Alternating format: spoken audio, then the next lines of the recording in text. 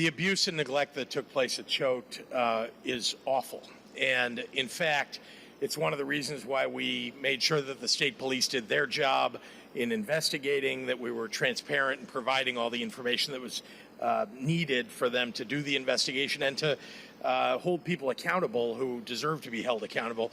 Obviously, we're very focused on making sure that that facility is doing what it needs to do to care for the people who live there.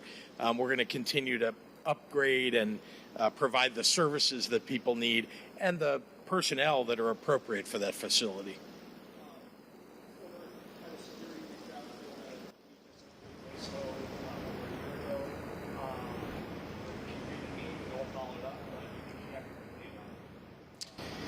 I can't speak to how quickly she acted. I will say that speaking up and speaking out when you see something that's wrong is exactly the right thing to do. Making sure that there's a responsive people on the other end and that, again, we have transparency and investigation that takes place. That's the right thing to do, and that's what we're going to make sure happens.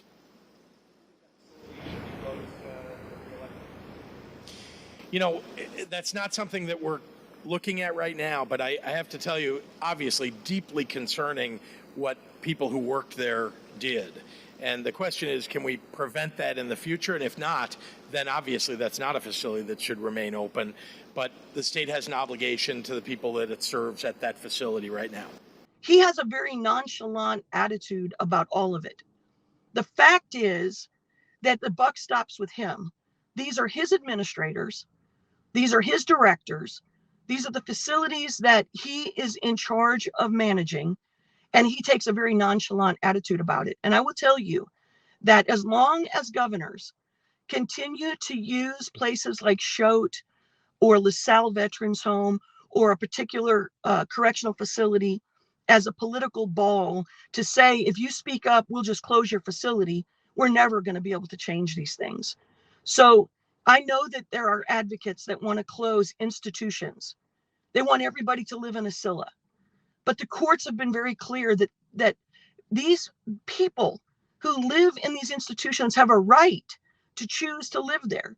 The two individuals that I told you about that are my friends, they choose to live there. They both tried Scyllas, and Scyllas didn't work for them. So they have a right to choose where they're going to be, and they choose to be there. They want to be at Choate. That's their choice to do that.